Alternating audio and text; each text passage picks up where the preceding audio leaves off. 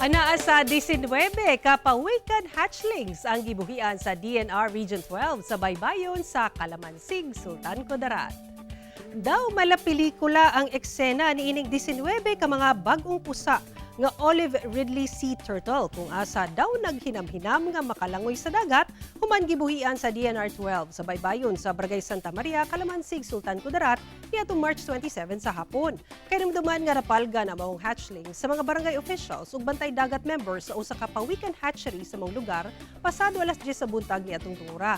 Matod sa DNR 12, mas maayong buhian kini sa dagat sayo sa buntag o di baka sa hapon aron taas ang survival rate o mapamenos ang natural predation. Subli sab na pahimangno ang DNR 12 nga dili kini hilabtan sanglit ang maong klase sa mananap usa ka endangered species nga giprotektahan subay sa Republic Act 9147 kon Wildlife Resources Conservation and Protection Act.